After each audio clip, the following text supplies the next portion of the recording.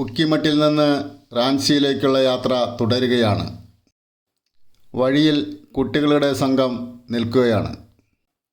ബസ്സിൽ നിന്ന് എന്തെങ്കിലും ഒന്ന് കൊടുക്കണം, അതാണ് അവരുടെ ലക്ഷ്യം. ബസ്സിലാണെങ്കിൽ യാത്രക്കാരാരുമില്ല. ഒരു കുട്ടി കുറച്ച് പുഷ്പമെടുത്ത് ബസ്സിൻ്റെ മുന്നിലേക്ക് എറിയുകയാണ്, പൂജ നടത്തുന്നത് പോലെ.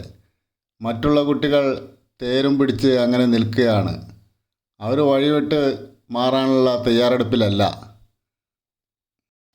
കണ്ടക്ടർ വന്ന് അവർക്ക് ദക്ഷിണ കൊടുത്തതിന് ശേഷം അവരെ അവിടെ നിന്ന് മാറ്റിയതിന് ശേഷമേ ബസ്സിന് പോകാൻ കഴിഞ്ഞുള്ളൂ. ഇത്തരം സംഘങ്ങൾ ഞാൻ യാത്രയിൽ ഒരുപാട് സ്ഥലങ്ങളിൽ കണ്ടു. എല്ലാം കുട്ടികൾ നടത്തുന്ന പരിപാടിയാണ്. മുകളിലേക്ക് പോകുന്തോറും മനോഹരമായ പ്രകൃതി ദൃശ്യങ്ങളാണ് കാണാൻ കഴിയുക. ഇപ്പോൾ റോഡിൽ കുണ്ടും കുഴികളൊന്നുമില്ല, എന്നാലും വീതി നന്നേ കുറവാണ്. ഒരു ഭാഗത്ത് കൊക്കയും ഒരു ഭാഗത്ത് മലയുമായി നിൽക്കുന്ന റോഡ്. ഇടയിൽ ചെറു ഗ്രാമങ്ങളുമുണ്ട്. ദൂരെ നിന്ന് ഒരു ലോറി വരുന്നുണ്ട്. അത് വരുന്നത് കൊണ്ട് ബസ് ഓരം ചേർത്തി നിർത്തിയിട്ടിരിക്കുകയാണ്. റോഡിലൂടെയുള്ള ബസ് യാത്ര വളരെ ഭീതിപ്പെടുത്തുന്നതാണ്.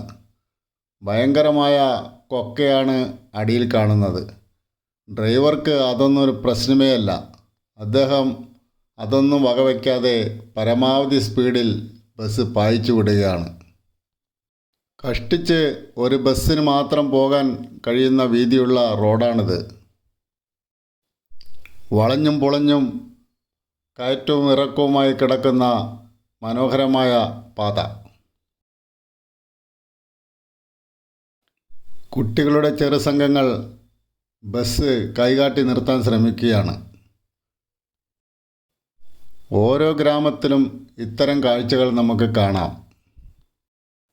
റാഞ്ചിയിലെത്താറാകുമ്പോഴേക്കും സമൃദ്ധമായ ടെറസ് വയലുകൾ കാണുന്നു.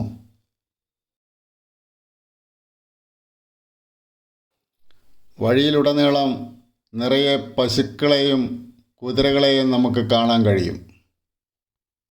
ഇവിടുത്തെ ചരക്ക് നീക്കത്തിന് കുതിരകളാണ് ഏറെ സഹായിക്കുന്നത്. അതുകൊണ്ട് മിക്ക വീടുകളിലും കുതിരകളുണ്ട്.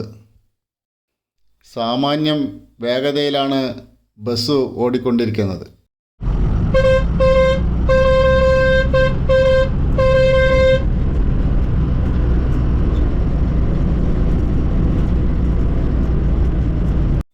വളവിലെത്തുമ്പോഴാണ് ബസ് ഹോൺ മുഴക്കുന്നത്. എതിരെ വാഹനങ്ങൾ വരുന്നത് അന്നേരം അറിയാൻ കഴിയും. എത്ര നേരാക്കിയാലും തകർന്നു പോകുന്ന റോഡുകൾ തന്നെയാണിത്. കാരണം മലയിടിച്ചിൽ ഇവിടുത്തെ നിത്യസംഭവമാണ്. ഓരോ മഴക്കാലം കഴിയുമ്പോഴും പുതിയ റോഡുകൾ ഇവിടെ നിർമ്മിച്ചുകൊണ്ടേയിരിക്കണം. വളരെയധികം ചെലവേറിയ ഒരു ഏർപ്പാട് തന്നെയാണ് അത്. മഞ്ഞുകാലങ്ങളിൽ കനത്ത മഞ്ഞ് വീഴ്ച ഉണ്ടാകുന്ന ഭാഗങ്ങളാണ് ഇവിടമെല്ലാം. മഴക്കാലത്ത് മലയിടിച്ചിലും സംഭവിക്കാറുണ്ട്. കടുത്ത വേനലിൽ പോലും 20 ഡിഗ്രിയിൽ കൂടുതൽ ചൂട് ഇവിടെ അനുഭവപ്പെടാറില്ല. ഇപ്പോൾ മാർച്ച് അവസാനമായിട്ടും കടുത്ത തണുപ്പാണ് നമുക്ക് അനുഭവപ്പെടുന്നത്. മെയ് മാസം ഒടുവിലോടുകൂടിയാണ് സഞ്ചാരികൾ അധികവും ഇങ്ങോട്ടെത്തുക. അധികവും തീർത്ഥാടകരായിരിക്കും.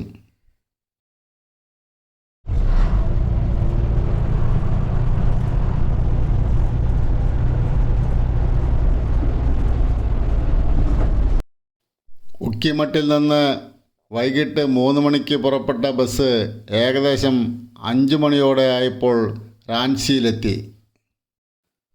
റോഡരികിൽ ചേർന്നാണ് ബസ് നിർത്തുക. ഇവിടെ ബസ് സ്റ്റാൻഡൊന്നുമില്ല.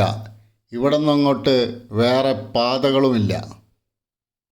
അങ്ങനെ മനോഹരമായ റാഞ്ചി എന്ന ഗ്രാമത്തിൽ ഞങ്ങളെത്തി.